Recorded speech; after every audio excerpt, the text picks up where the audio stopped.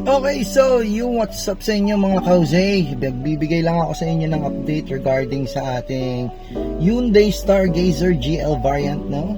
Sasabihin nga pala ako sa inyo guys, regarding sa may maintenance or pag-change oil nitong Hyundai Stargazer. Ito para sa akin lang ha. Hindi ko alam kung yung iba ganito rin ang ginagawa. Kasi syempre kung may budget ka naman, di ba? Malamang hindi ito yung gagawin mo sa sasakyan mo. Okay? So, first maintenance, pagkakuha mo sa kasa, I believe after 7.5 is kailangan mong bumalik sa kasa for its first maintenance, diba? So, sa akin, ginawa ko yun. Bumalik ako sa kasa, first maintenance, and then, pero siguro bago ko nakuha yung 7,500 na Odo, parang months din ang inabot eh. And then nagpa-maintenance ako, yung ginawa naman nila.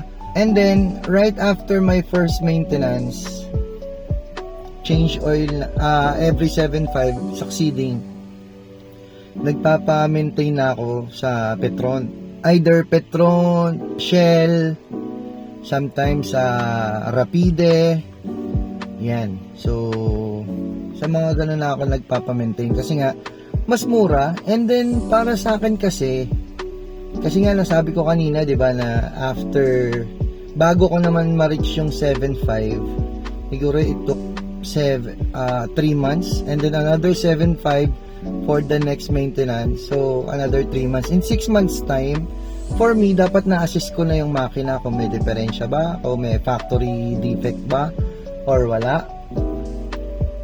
So, dapat in 6 months time masabi ko ng ganon, di ba? Ma-assess ko na yung unit na nakuha ko kung meron bang depekto. So far wala naman, kaya yung succeeding na change oil ko is sa Petron na yan lang, sa mga gas station, which is yun naman yung ginagawa ko sa mga previous sasakyan ko. So, eto lang. Siguro pang ilang change oil ko na to, siguro pangatlo ko na to, aside from the first time na ginawa ko sa kasa, no? So yung pangatlong change oil ko, may hindi inaasahang nangyari. So papakita ko sa inyo guys. So ito, nag-check engine ako kasi nagpa-change oil ako sa Petron. So ang ginawa lang naman nila dun is change oil. Of course, pinalitan yung oil filter.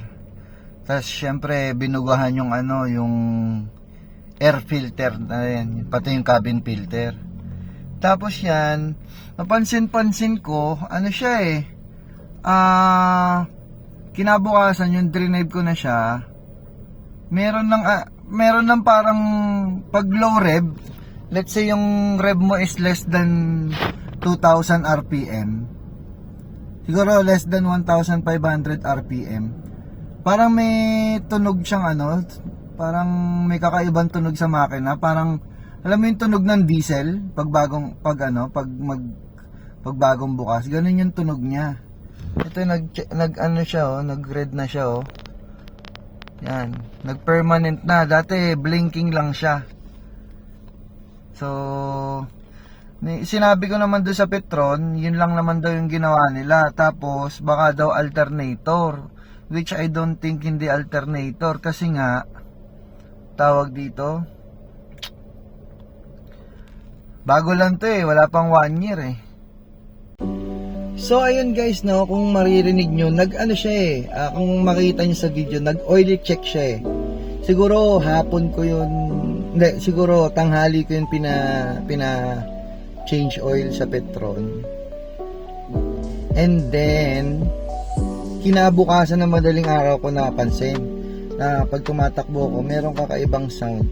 And at the same time, yung oil check na kulay red sa dash, nagbi-blink siya hanggang sa naging permanent na siya. Tapos yung tunog na naririnig ko is talagang maririnig mo na talaga siya kahit nasa loob ka.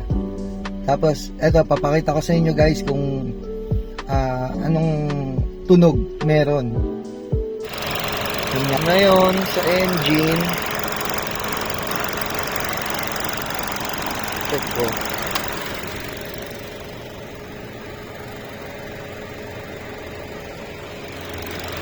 Sa engine, may oil naman yung engine. So sir, ito yung tunog kapag nire-rev ko siya. Teka, pasok lang ako sa loob.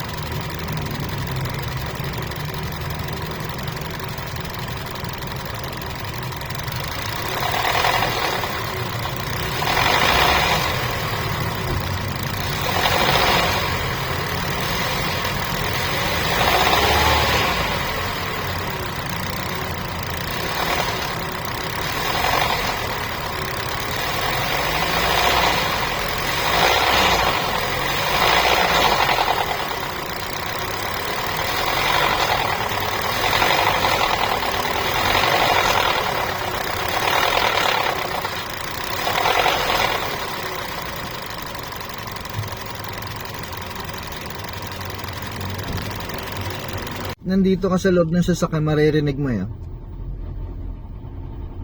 Ayun o.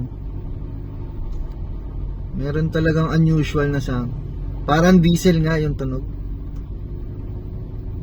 Ayan, nawawala siya. Pero pag low RPM, ayan, tulad yan. Hindi ako nagagas, tumutunog siya. Pag nagagas ako, ayan, medyo nawawala. Ayun o, naririnig o.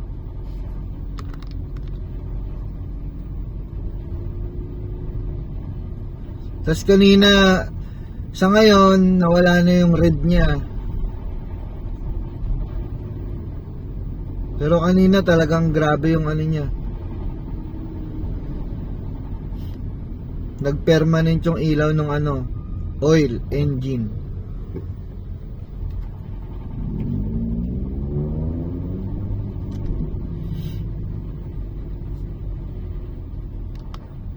Okay, so dahil nga dyan, binalik ko siya sa Petron, no? Sabi ko na eto nga yung nagiging tunog. Yung unang pagbalik ko sa Petron, kung saan ko siya pina-change oil, ano kasi yung tunog nawawala, bumabalik. Tapos yung red niya is nawawala rin. Minsan bumabalik, ganyan. Kaya ang haka-haka nila baka daw sa alternator. Pero ako hindi ako convinced kasi dinala ko doon, wala namang ganun tunog eh. Ang nangyari lang naman is nag-change oil kami. Nagpalit ng oil filter, nilinis yung air filter. Yun lang naman ang ginagawa pag change oil sa ano eh, sa Petron eh. Yan, nililinis yung airbox. Yun lang.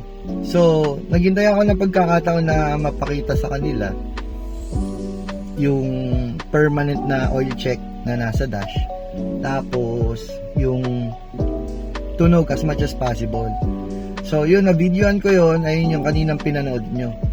Pangalawang pagkakataon, bumalik ako sa Petron. Kinausap ko na yung mga mekaniko. So ayan sir, lumalabas yung red.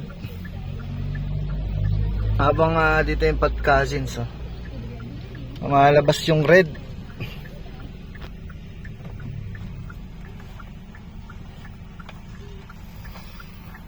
Nabili na natin yung ano.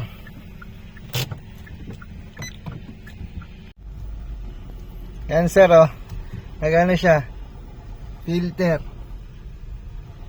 Yan. So okay guys, nandito tayo ngayon sa Petron. So ayan, inangat si Starla. So nakita nyo sa mga previous video yung tunog, yung lagutok ng makina. So ang suggestion ni sir is palitan yung oil filter. Ito kasi yung oil filter na nakalagay. Ito. Ano to sir? 413 no? 413 to. Yan, 413. So ngayon, ang suggestion niya is palitan ko ng 415. So far, yung napalitan na, nag-rev ako kanina, okay naman na. Wala nang tunog. So, ang gagawin natin is i-monitor natin. Yan. Yun guys, so i-monitor muna natin si Starla kung yun nga yung naging problema niya.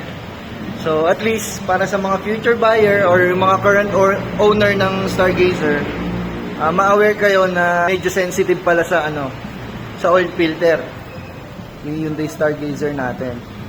So sana nga guys, yun lang yung naging problem, no, para di na tayo masyadong gumastos. So yung oil filter, nabili ko lang siya ng 230 pesos. So bibigyan ko kayo ulit ng update. So guys, ito na yung nire-rev na ni sir. So far so good. Wala na yung tunog truck.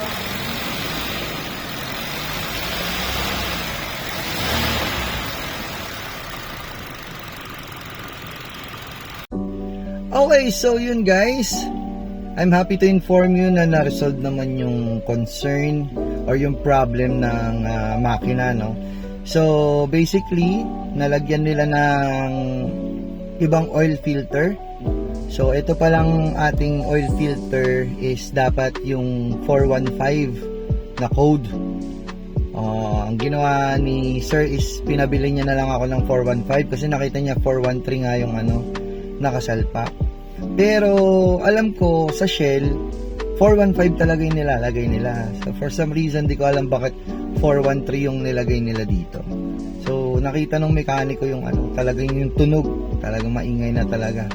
Tapos yung oil engine. So sa mga future buyer natin dyan na magpapa-change oil, kung hindi naman nagpapa-maintain sa kasa every 7.5, no, make sure na yung ilalagay nilang filter is yun 415. Sa akin kasi Vic 415 ay yung branded model.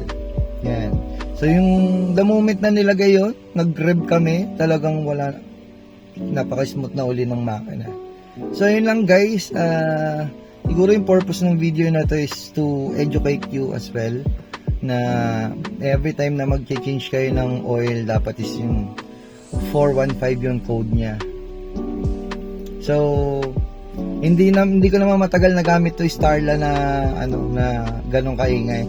Siguro yung na-notice ko noon, hindi na ako mapakali. Yan na, tanong-tanong na ako hanggang sa naibalik ko na nga. And na-resolve naman. So ito, magsi 7.5 na naman yung yung Odo ko. And change oil na naman to for sure. Okay, yun lang guys. Thank you so much sa panonood. At sana wag mangyari sa inyo.